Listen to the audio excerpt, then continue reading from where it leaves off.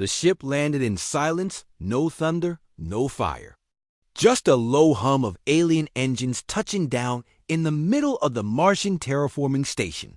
Commander Darius Hall stood on the red dust, weapon holstered, watching as the ramp lowered and the figure emerged not tall, broad-shouldered, skin like polished obsidian. The alien silver armor shimmered faintly, pulsing with some unknown energy. But Darius recognized him Kortal of the Zirathi, a warrior, a commander, and a survivor. Kortal walked forward, clutching something in his arms. Behind him trailed two figures, a delicate woman with lavender skin and softly glowing eyes, and a small girl clinging to her hand, blinking up at the Martian sky in awe. Darius narrowed his eyes. "Didn't expect to see you again." "You saved my life, human," Kortal said in his deep, resonant voice. "Back on Krex V. When the spores overtook my squad, you pulled me from the jaws of death. You were just another soldier who needed saving." "No," Kortal said, stepping closer. "You saved me knowing I was your enemy. That debt ... it binds me. It is sacred among my people." Darius folded his arms. "So, you're here to say thanks?" Kortal kneeled.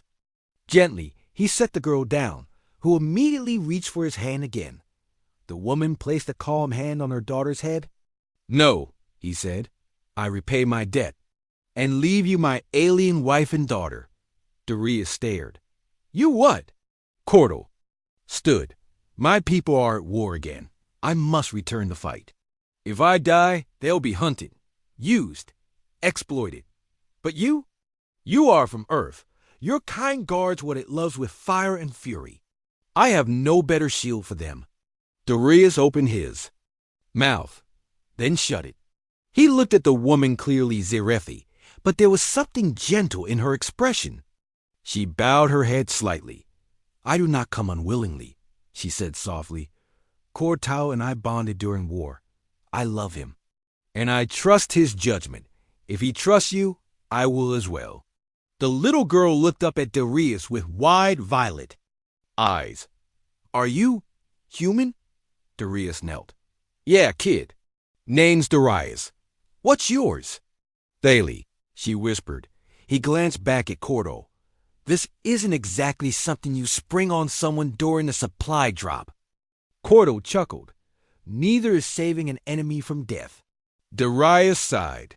"You know Earth doesn't have a great track record of accepting aliens." "Then teach them," Kortal said. "Show them the human way. Protect what matters, even when it's hard." The warrior stepped back. "I must leave before the council tracks my movements. If they find me here, all of you will burn with me." He gave his wife one last look, eyes full of sorrow and pride. Then he turned to Darius. "You carry a flame. Human, one that burns even the stars. Don't let it go out." Without another word, Kortal returned to his ship. The ramp closed. The engines lit, and within seconds, the alien craft vanished into the Martian sky. Silence returned. Darius stood for a long moment, watching the sky, then looked down at the woman and child standing awkwardly on red soil. "Well," he muttered, "guess I'm a dad now." 3 months later, Martian base Sigma-9 wasn't built for children, but it adapted. Thalie raced through the hydroponic gardens, laughing, her 4 fingers clutching a tattered Earth-made doll. The base engineers had learned quickly that normal didn't exist anymore. Serena, the alien wife, took to Martian life surprisingly fast. She taught the crew Zirathi cooking, shared advanced herbal knowledge that made Earth crops grow 40% faster, and even helped calm a reactor meltdown with her species' natural empathy link. The crew adored her. The galaxy? Not so much. One day a transmission burst through the station shield. Unidentified craft approaching. Fast. Hostile. Darius' heart sank. "They found us." He rushed to the comms. Serena was already there, reading the frequencies. "It's not the Zirathi," she said quietly. "It's worse. Slavers. They traced my DNA. They want our daughter." Darius clenched his fists. "Over my dead body." The Battle of the Slavers came expecting a weak science outpost. They didn't expect orbital railguns. Darius had hidden under the surface. They didn't expect Earth-trained Marines who had defected to Martian colonies. And they sure didn't expect a mother who could manipulate bioelectric fields and burn a man's heart from 10 meters away. It was brutal, fast, beautiful. When the last ship fell from the Martian sky, smoking and broken, Darius walked out in his red armor, blood and dust.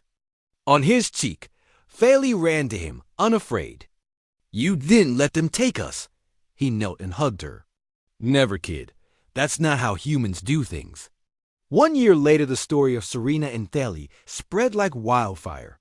First to other colonies, then to Earth, then to the galaxy. Darius testified before the Intergalactic Council, holding his daughter's hand as Serena translated between human and alien delegations.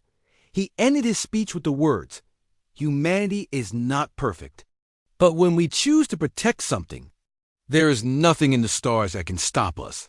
That day, Earth earned its seat not as a savage planet, but as the one place in the galaxy where family meant everything, blood or not.